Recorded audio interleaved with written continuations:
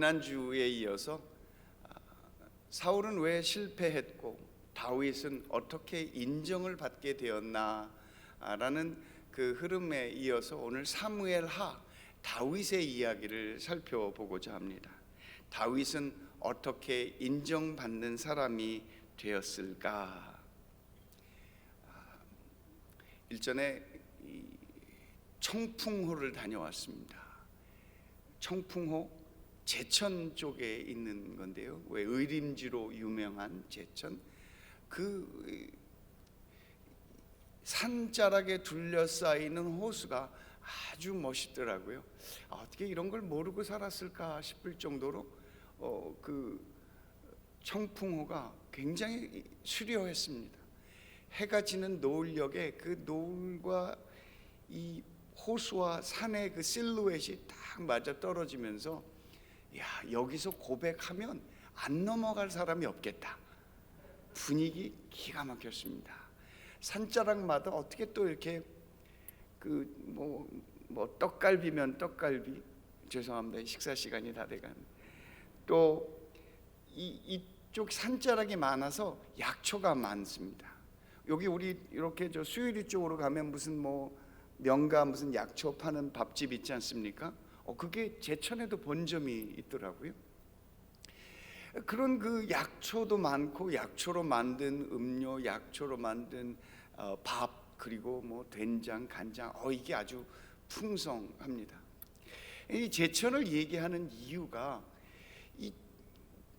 오늘 뉴스가 하나 이렇게 그 인터넷으로 떴는데, 그 인터넷 뉴스가 뭐냐면 강원도 영월에 코로나가, 이 청정 영월에 코로나가 터져서 영월이 발칵 뒤집혔답니다.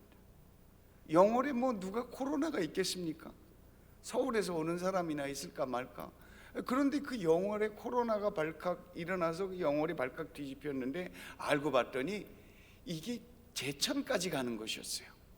제천에 서울 사는 그 댁이 올라가서 어머니 김장, 노인 어르신이 김장을 하시니 서울에 있는 딸이 올라가서 어머니 도와드린다고 갔는데, 글쎄 이분이 코로나를 가지고 갔네요.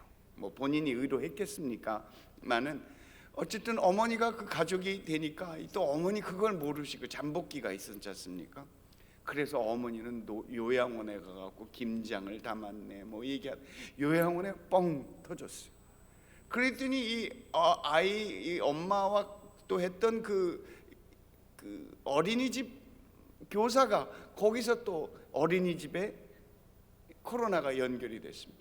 알고 봤더니 이 제천에서 이 코로나와 연관된 사람이 강원도 영월에 갔더니 강원 영월에서 그게 연결이 되어졌다라고 얘기를 하는 것입니다. 제가 이쭉 장황하게 영월과 제천을 얘기한 이유는 역학조사라고 해서 우리의 동선을 잘 살펴보면 다 나온다는 것입니다.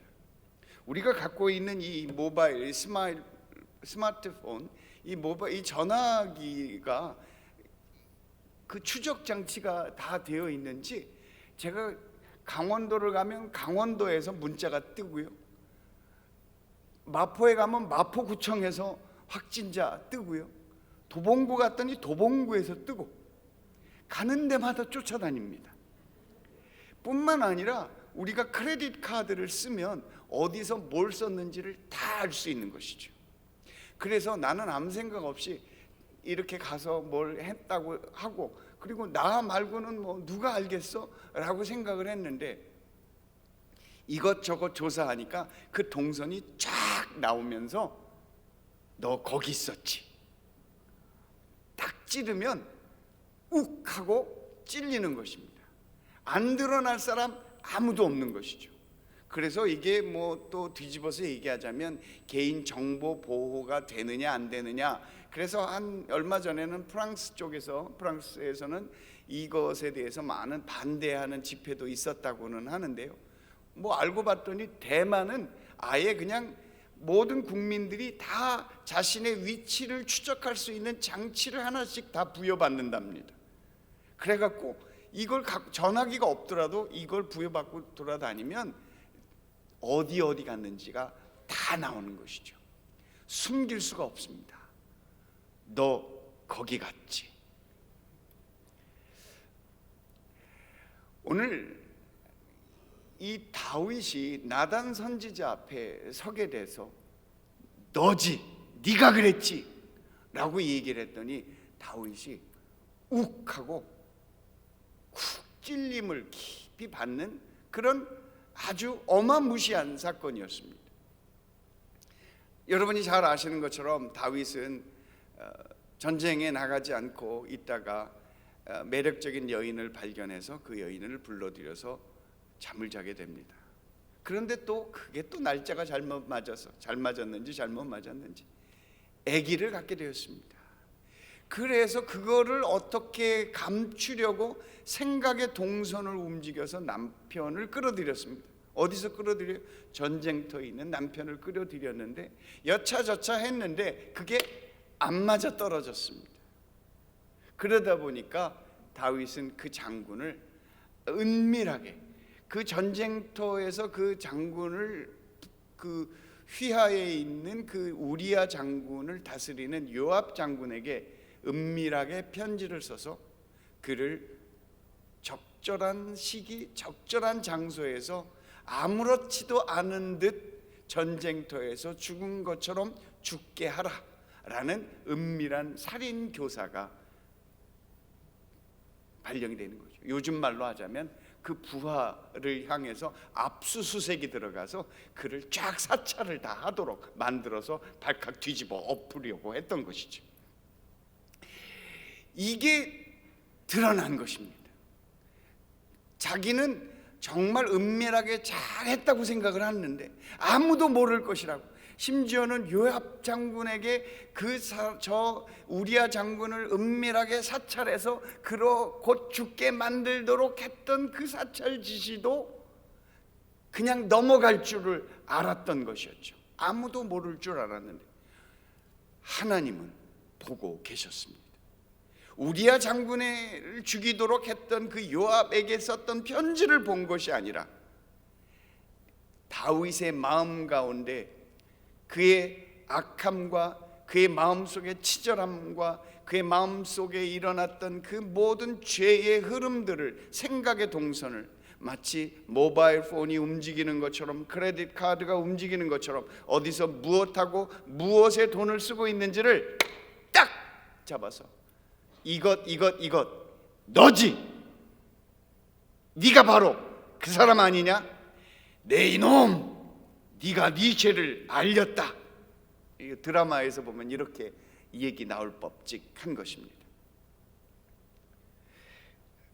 하나님은 우리의 삶 가운데 다 알고 계시는 것입니다. 저는 오늘 이 다윗이 어떻게 인정받게 되었는가를 영적 민감함이라는 주제를 가지고 한번 살펴보고자 합니다.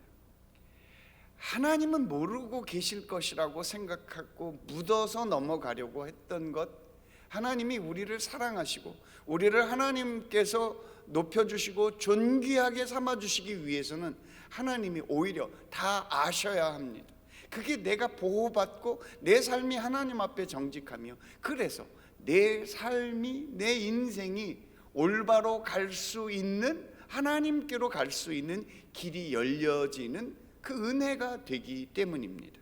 그것이 바로 영적인 민감함인 것입니다.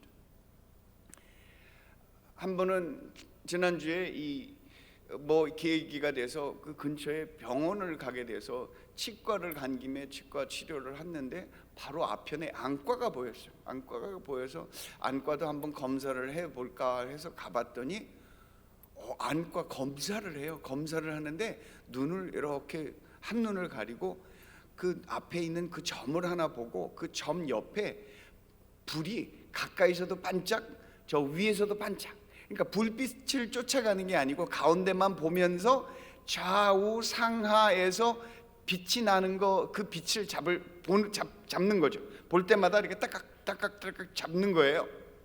근데 어떤 빛은 밝으니까 저 위에 뜨는 북극성이라도 다 잡히죠. 근데 가까이 있는 빛은 다 눈이 가운데 있으니까 보긴 하는데 가까이 있는 것에 빛이 아주 얕게 뜨니까 약한 건 잘 안 보이는 거예요. 그 사방팔방 동서남북으로 빛이 탁탁탁탁 떠서 한 1분이 됐나 2분이 됐나 그거를 빛을 잡으려고 이렇게 하니까 그거 긴장이 되더라고요. 그 다음에 왼쪽이 사실 조금 제가 약한가 봐요. 약하니까 놓치지 않으려고, 내 눈에 문제가 있다는 소리를 듣지 않으려고 눈에 불을 켜고 그 불을 쫓아다녔습니다. 놓치지 않으려고. 얼마나 애를 썼는지. 그렇게 애를 썼는데도 나중에 그 컴퓨터에 제가 눌렀던 것들, 그 점들, 그 빛을 포착했던 포착군들이 이렇게 쫙 뜨는데, 어떤 포착군의 어떤 영역은 빛을 제대로 잡아내질 못한 거예요. 눈이 약해진 거죠. 이제 이게 무슨 뭐 여러 가지 그 눈의 질병들과 뭐 눈의 노화와 무슨 변성과 이런 것들을 다 집어내는 이제 기준이 되는데, 다행히 의사가 뭐 작년과 비슷합니다 그렇게 얘기를 해서 그냥 넘어가기는 했는데, 저는 여기서 우리가 보는 것에 대한 민감함이 정말 중요하겠다라는 생각을 갖게 됩니다. 뿐만 아니라 이왕 내친 김에 그 옆에 또 이빈후과가 있어서 귀도 한번 들여다봤습니다. 귀를 들여다보니까 뭐가 문제가 있어요. 문제는 없고 그냥 혹시 뭐가 없을까 싶어서 예방 차원에서 왔습니다. 그랬더니 저를 이렇게 이렇게 귀 마개 하는 데로 데리고 들어갑니다. 그렇게 데리고 들어가서 이렇게 쓰고 오른쪽 왼쪽 이렇게 그 소리 나는 것 역시 비슷한 양식으로 딱딱 누르는, 소리가 날 때마다 그걸 잡아내는 거죠. 왼쪽은 잘 들리는데 오른쪽이 조금 잘 안 들려서 그거를 잡으려고 막 눌렀어요. 그랬더니 그 하시는 분이 들어오시더니만, 아유 저기 누구님 아무거나 누르시면 안 되고요, 소리 날 때만 누르세요 그러시는 거야. 그러니까 제가 막 긴장을 했는지 아무거나 비슷한 거 막 눌렀던 것 같아요. 그게 아니고 소리가 날 때만. 그래서 다시 했는데 그 귀에 들리는 것을 잡으려고 애를 썼던 것이죠. 근데 그것도 하고 나니까 도표가 이렇게 쭉 나오더라고요. 탄착군이 형성이 돼서 제가 갖고 있는 귀의 청력이 어떤가, 뭐 다행히 나쁘지 않대요. 뭐 조금 부족한 것 있는 거 어차피 뭐 노화 현상이라고 그 얘기를 듣고, 그런가 보다, 다음에 또 몇 개월 후에 다시 오라고, 그리고 끝났습니다. 저는 이 보고 듣는 것을 지금 장황하게 설명했습니다만, 우리의 신앙 속에서 하나님 앞에 신앙하는 우리의 모습, 우리가 보고 듣는 것, 하나님께서 우리를 이끌어내셔서 우리로 하여금 십자가를 바라보게 하실 때 그 십자가를 바라보는 우리의 마음, 하나님께서 그 십자가에서 비춰주시는 이런 축복, 이런 은혜, 이런 생명, 저런 능력들을 하나씩 둘씩 비춰주는데, 그냥 내가 원하는 눈빛을, 그야말로 거친 생각과 불안한 눈빛으로 이걸 저걸 쳐다보는 우리의 눈이 그야말로 불안한 것입니다. 주님의 그 빛을 놓치는 것이 얼마나 많은가. 주님께서 우리에게 들려주시는 것을 잘 들어야 되는데 듣지 못하는 것이죠. 이런저런 세상의 이야기를 내가 귀 기울여 들으니 하나님께서 들려주시는 얘기 듣지 못하는 것입니다. 그러니 가다가 넘어지고, 보지 못하니 자빠지고 구르고, 그렇게 해서 생겨나는 어려움과 소위 말하는 좌충우돌이 얼마나 많이 있느냐 하는 사실을 보게 되는 것입니다. 저는 지난 우리 2개월 동안에 우리 새성북 성전에서 하나님께서 이 성전을 통해서 말씀하시고 이 성전에 등록되셔서 예배를 드리시고자 하시는 그분들을 향한 하나님의 손길이 있었다고 저는 믿습니다. 저를 통해서 또는 다양한 교구의 사역과 그 모임들을 통해서 하나님께서 비춰주시려고 하는 그 은혜가 있었음을 저는 봅니다. 물론 시대가 이렇고 코로나 상황이 엄중하니 우리가 그 모임을 자주 못했습니다. 그러다 보니까 우리의 시야가 그 초점을 바라봐야 옆에서 비춰주는 빛과 그 집중해야 들리는 그 고저 장단의 소리, 심지어는 그 음파의 높고 낮음 아주 다양하게 들려오는 소리들을 놓치지 않고 고저 장단에 우리의 삶을 인도하시는 하나님의 음성에 귀를 기울일 수 있는데, 얘기하고 외치고 소리쳐도 내가 들으려고 준비하지 않고 내가 보려고 애써 보려고 하지 않는다면 보이지 않고 잡히지 않고 들리지 않는, 그래서 그냥 시대가 지나가 버리는 일이 얼마나 많을까 하는 생각을 하게 되었습니다. 여러분들을 책망하거나 혼내려고 하는 이야기가 아니라 영적인 민감함에 의해서 우리가 한번 스스로를 돌아보자라는 의미에서 말씀드리니 여러분이 양해를 해주시기를 바랍니다. 지난 3일 동안에 지난주에 우리가 부흥회를 했습니다. 그 부흥회 동안에 수, 목, 금 그리고 금요일 날은 헤리티지 청년들이 와서 빵빵빵 터뜨렸습니다. 전 마음이 얼마나 시원한지, 그들이 CD를 30장을 갖고 왔는데 그거밖에 안 갖고 왔느냐고 100장 더 갖고 오라고 그래서 100장을 더 갖고 와서 100장 완판했습니다. 별로 놀라시지를 않는데, 저는 그 CD 사건이 제 마음속에, 그 이전에 선교사 때 제가 CD를 만들어서 어느 우리 순복음교회가 아닌 다른 교회 갔는데 그 목사님이 그렇게 친절하게 자세하게 상냥하게 해주셨던 게 은혜를 입어서 내가 이 청년들을 보면서 오히려 CD를 그렇게 해주고 싶었던 마음, 그게 저는 영적인 민감한, 저 안태경의 어떤 특성이기보다도 그것 중에 하나가 하나님이 내게 주셨던 은혜를 놓치고 싶지 않은 그 마음을 표현하고자 했던 것이었죠. 우리가 그 이전에 선교사들을 또 초대했습니다. 선교사들 한 50여 분 우리가 초대했던 것 같습니다. 이 속에서 함께 동참하며 함께 하나님 앞에 나가고자 했던 그 은혜, 새벽 기도가 있었습니다. 특별 새벽이 있었죠. 그리고 오늘 우리가 함께 하고자 했던 이 11조 대회 갖고, 어떤 분이 저한테 11조를 대신 내달라고 이렇게 해주셔서 이렇게 들고 올라왔습니다. 물론 제 것도 있습니다. 이 11조 오늘 대회를 하자고 하는 11조 대회가 뭐 다른 게 있습니까? 내 마음속에 하나님과 연결된 이 파이프라인 오브 라이프, 내 생명의 선이 무엇으로 하나님과 연결되겠느냐는 것이죠. 하나님이 나를 부르실 때 내가 들을 수 있고, 주님이 내게 앞에 지나가실 때 그냥 지나가지 마시고 내게도 들어오시옵소서. 인내하신 구세주여, 이 찬양에 그 좋아하는 가사 하나가 내 말 들으사 죄인 오라 하실 때 날 부르소서. 이게 영어로 보면은요, 죄인 오라 하실 때 Do not pass me by, 나 그냥 지나가지 마시옵소서. 주님이 지나가시는 것을 기다리고 바라보고, 왜? 주님을 만나야 내 삶 가운데 새로운 breakthrough, 뭔가 통하고 깨져서 앞으로 나갈 수 있는 힘을 얻는 건데, 뭔가 내 삶에 나의 삶을 변화시키는, 내 삶이 이대로 끝날 수는 없다라는 그 간절한 마음이 있을 때 주님이 지나간다라는 소식은 얼마나 그에게 복음이 되겠습니까? 주님이 오신데, 주님이 지나가신데 주여 불렀습니다. 옆에 사람들이 시끄러워 보지도 못하는 게 어떻게 알고 소리는 질러 조용히 해, 샷다 마우스. 그럼에도 불구하고 이 사람은, 이 눈 보지 못하는 사람은 더 소리 높여 He shouted all the more, 그가 더욱 소리 질러 주여,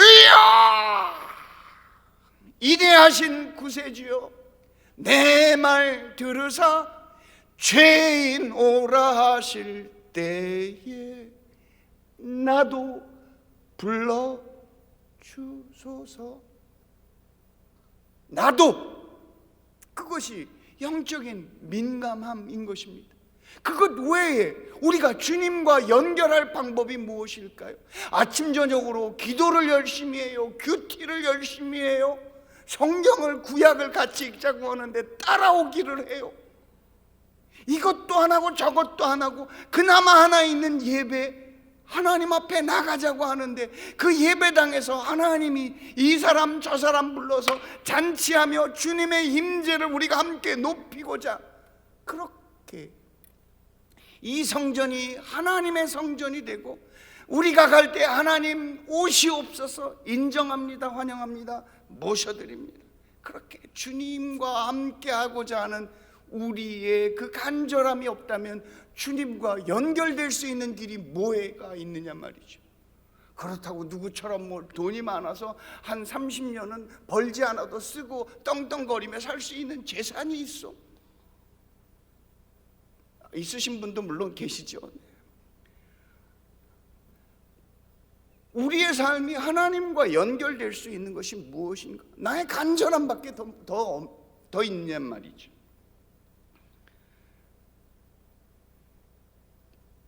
우리가 무엇이 그렇게 바쁜가? 우리가 무엇이 그렇게 마음이 빼앗겨 있는가? 하나님 앞에 나오라고 하는데 무엇이 그렇게 두려워서 못 나오는가?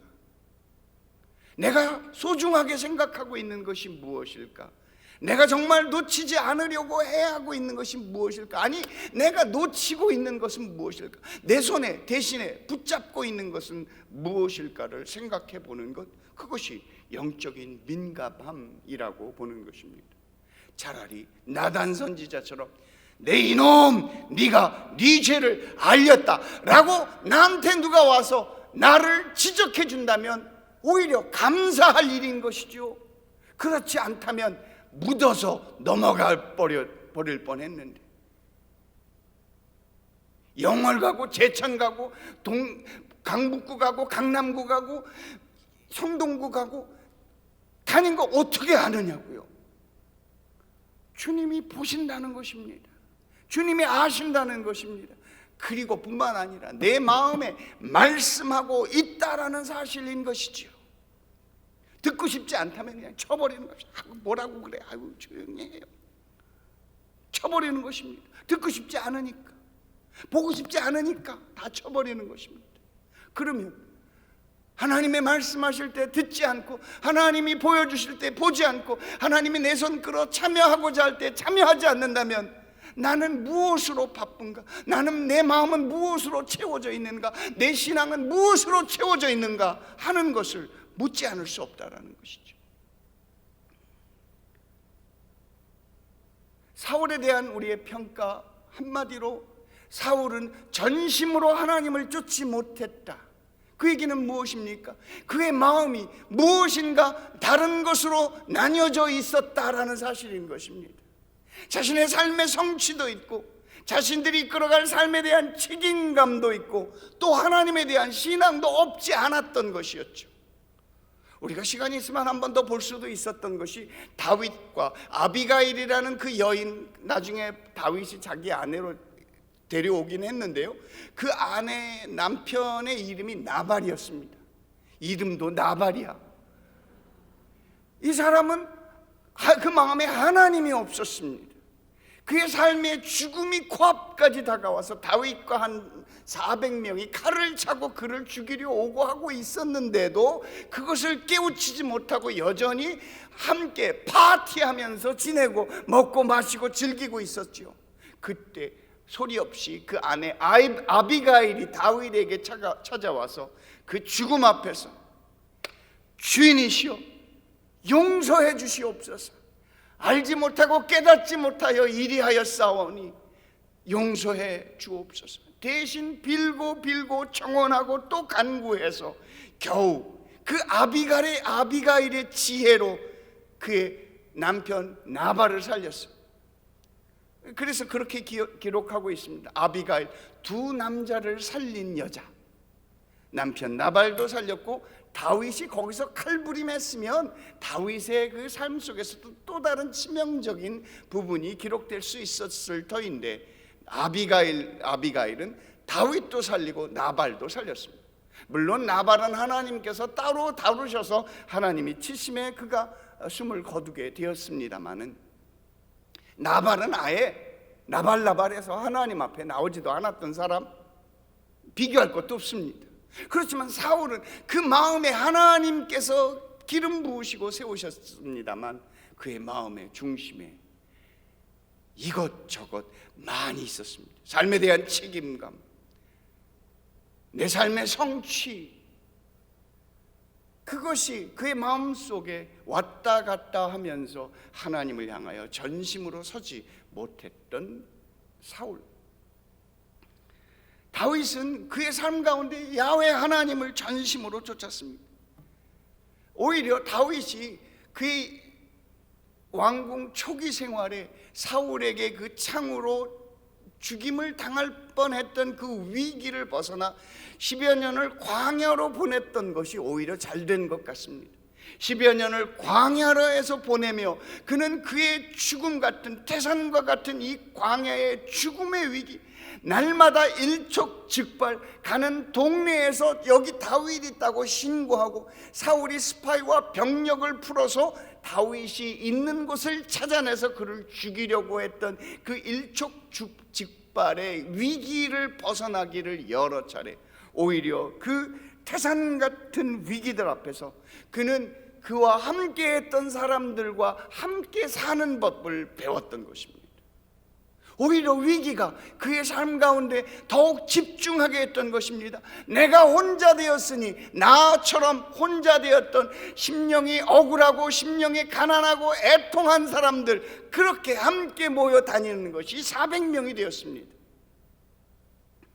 반면에 사울은 함께 사는 법이 아니라 내가 잘 사는 법에 초점을 맞추다 보니 자기 삶의 성취가 다였던 것이었죠.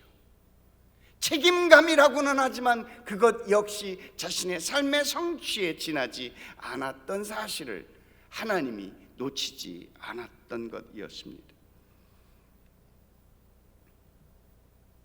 뿐만 아니라 그에게는 신앙의 위기도 있었습니다.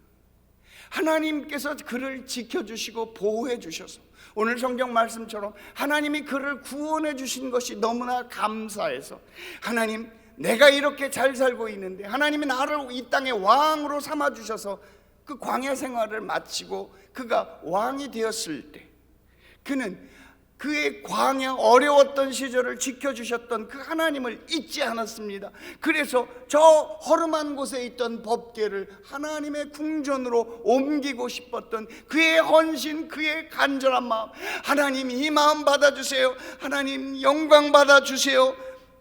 빵 터졌어. 뭐가 터졌어요? 법궤를 옮기는데 법궤 잘못 움직였다고 법궤 움직이는 우사를 쳐서 죽게 된 것이었죠. 하나님 앞에 예배 드리려고 하는데 갑자기 교회당에 지진이 나가고 교회당이 무너졌다고 생각해 보세요. 동네 사람들이 뭐라고 얘기할까요? 많은 사람들이 다윗 이제 끝났어, 안 됐어, 하나님이 버리셨나 봐 라고 했던 그 치명적인 그 하나님을 섬기는데도 생겨났던 이 위기, 이 어려움, 신앙의 위기인 거죠. 하나님 잘 섬기는데, 내가 이렇게 아침 저녁으로 주님 앞에 봉사하는데 갑자기 하나님 나한테 왜 이렇게 교통딱지들이 날라와요? 하나님, 내가 열심히 섬기는데 이 세금은 도대체 뭐예요? 내가 하나님 앞에 11조도 드리고 말이죠, 이거 저거 하라는 거 못한 게 뭔데 나한테 하나님 왜 이러세요? 라고 할 만하잖아요. 그런데 다윗은 그 위기 속에서 뭐라고 했는지 그건 우리가 자세히 잘 모르지만 성경에 나타난 것은 그 법궤로 인해서 우사가 쳐 죽임을 당했을 때 다윗은 그때부터 하나님께 제사 드리는 법을 배우기 시작했습니다. 오히려 우사가 죽은 사건이 너무너무 잘 됐어요. 거의 다윗이 제사장, 다윗은 유다 지파인데 제사와 관계없는 사람임에도 불구하고 그는 제사 드리는 법을 레위 지파만큼 공부하고 이해하고 따르기 시작했다는 사실에 주목해야만 합니다. 그래서 그 전에는 군사 3만 명을 호위하며 법궤를 이끌어가는, 내가 이 법궤를 지킨다. 지키긴 누가 누구를 지켜? 너나 잘하세요. 그런데 그 전에 그 법궤가 그렇게 쳐서 우사가 맞았을, 죽음을 당했을 때 그 다음에는 군사 3만 명이 아니라 찬양대를 조직해서 야훼 하나님을 찬양하는, 하나님의 법대로 하나님을 섬겼던 이 영적인 민감함 위에 더한 그의 성경의 지식, 말씀의 지식이 그의 삶 가운데 채워졌다라는 사실을 보아야만 하는 것입니다. 신앙의 위기, 하나님 잘 섬기는데 내 삶에 왜 이렇게 어려워요? 라고 하는 그때 오히려 목사 수준으로, 교육자 수준으로 예배하고 기도하고 말씀 읽고 주님 앞에 나아가 하나님 섬기는 법을 배웠던 다윗, 하나님이 그를 높여주셨습니다. 오늘 이 밧세바 사건, 그는 정말 넘어갈 줄 알았습니다. 아무렇지도 않게 그냥 살짝 넘어가려고 했죠. 우리야 그 남편을 데려와서 군대에서 그 전장에 있으니까 얼마나 힘들어요. 그래갖고 수고했다. 아내하고 오늘 밤에 같이 들어가라고 합방을 시켜줬어요. 그러면 살짝 묻어갖고, 우리처럼 뭐 요즘처럼 DNA 검사 안 하니까 그렇게 해서 뭐 한 달, 두 달 정도 차이는 넘어갈 수 있잖아요. 다 자세하게 설명해야 됩니까? 한 달, 두 달 넘어갈 수 있잖아요. 근데 그 우리야 장군이 이 사람도 죽으려고 작정을 했는지 안 들어간 거예요. 우리 병사들이 저렇게 전쟁터에 있는데 내가 어떻게 휴식을 취하겠습니까? 하고 밖에서 병사들과 함께 잔 거야. 그래서 그거를 더 한 걸음 더 나가서, 거기서 그쳤어야 되는데 한 걸음 더 나가서 요압 장군에게 그를 교살하도록 사찰 지침을 내렸다는 거 아니에요. 치사하고 졸렬하게. 마음에 안 들면 그냥 자르면 되지, 그냥 죽이면 되지. 왕이니까 못할 게 뭐 있어. 그냥 죽여라 그러면 되는 건데, 그거를 손에 피 안 묻히고 자기가 아닌 척 하려고 이 사람 저 사람 사용해 갖고 하니까 그렇게 사람들이 드글드글 끓고 말이 많죠. 특정 사실과 관계없습니다. 그러니 이것이 문제가 됐는데 야훼 하나님 그걸 모르지 않았다라는 거예요. 너, 내 이놈, 내가 네 죄를 알렸다. 거기서 다윗은 참 놀라운 게, 하나님의 은혜가 그래도 쌓여 있었는지 내가 지적을 받는 것이 얼마나 마음이 시릴 정도로 깜짝 놀랄 것 아니겠습니까? 몰래 집에 이렇게 늦게 쫙 들어가려고 했어요. 몰래 들어갔어요. 밤늦게 이거저거 하다가 술 먹고 늦게 들어갔어요. 늦게 들어갔는데 집에서 아내와 불을 딱 켰더니 아내와 아이들이 다 팔짱을 끼고 이러고 앉았네. 아빠 오늘도 술 마시고 들어왔네. 다 깜짝 놀라지 않았겠어요? 다시는 그런 짓 못하죠. 다윗은 정말 놀랐을 것입니다. 아무도 모를 거라고 생각했는데 나단 선지자가 그 스토리를 쫙 얘기하면서, 아유 그 스토리, 그 사람 나쁜 사람이네. 그가 바로 너야. You are the one. 다윗은 소스라치게 놀랐습니다. 오히려 이 사건 속에서 다윗은 그것을 깨달았을 것이라고 봅니다. 내 죄가 숨겨질 수 없는 것이구나. 나의 인간의 나약함은 하나님 앞에 오히려 드러나는 것이 복이구나.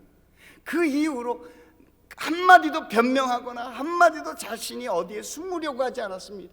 잘못했습니다. 내가 내 죄를 압니다. 쌓여있던 은혜가 있었으니 나단의 지적에도 불구하고 그는 자신의 잘못을 고백할 수 있었습니다.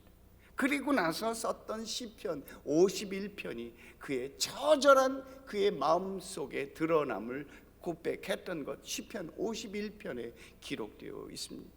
주님은 마음의 중심에 통회하는 자를 불쌍히 여기신다라는 그 아름답고 귀한 고백은 바로 오늘 이 나단의 지적을 통해서 나타나게 되었던 것입니다. 내 자신의 그 죄, 내 연약함, 내가 부족할 수밖에 없고 기회만 되면 악하고 찬스만 생겨나면 못된 짓을 할 수밖에 없는 하나님으로부터 멀어질 수밖에 없고 사람들을 미워하고 싫어하고 내 생각, 내 마음, 내 뜻, 내 말만 강조하려고 했던 이 삶의 연약함, 나의 이기적이고 죄와 악이 가득한 나의 모습, 하나님이 말씀해 주시고 비춰주시지 않았다면 언제 어느 때도 깨달을 수 없었던 나의 이 강팍함, 나의 이기적인 이 욕심 덩어리, 죄악 덩어리, 이것을 하나님 앞에 드러내는 것이 더 잘된 것임을 그는 깨닫게 되었던 것입니다. 그리고 나서 그는 시편들을 기록하게 되었던 것이었죠. 사랑하는 여러분, 다윗이 어떻게 사람들의 인정을 받았을까? 그는 사람들의 인정만 받은 것이 아니었습니다. 하나님께 인정받았습니다. 생각해보면 다윗 정말 그 이후로 나쁜 짓, 하나님의 뜻을 벗어나는 것도 많이 했습니다. 사울과 비교해서 치자면 죄의 무게로 사울과 별 차이가 없을 수도 있을 것입니다. 그렇지만 그의 마음에 형성된 하나님의 집, 언제든지 어느 때든지 하나님이 그의 마음 가운데 들어와 동행하실 수 있는, 하나님의 들어오실 수 있는 길을 열어놨다는 것이 다른 것이라고 볼 수 있는 것입니다. 하나님이 좌정하실 수 있도록, 하나님이 내 마음의 자리에 좌정하실 수 있도록 그 하나님의 자리를 예비해 놓은 것이 그의 탁월한 점, 하나님이 언제든지 그의 마음 가운데 계셔 함께 하실 수 있음을 갖추게 되었던 것, 그것이 하나님의 복을 얻었던 사람이라고 평가되는 것입니다. 다음 주에는 다윗이 그 사울의 그 아들이 하나 있었는데 이름이 무비보셋입니다. 이 무비보셋을 향한 그 다윗의 마음이 정말 아름답게 드러난 것, 우리가 다윗을 나름대로 신앙의 모델로 삼으니 그의 다른, 자기뿐만 아니라 다른 사람의 위기를 어떻게 품어주느냐에 대한 내용은 다음 주에 계속하겠습니다. 기대하시라. 개봉 박두. 오늘 다윗의 이야기는 영적인 민감함에 대한 이야기였습니다.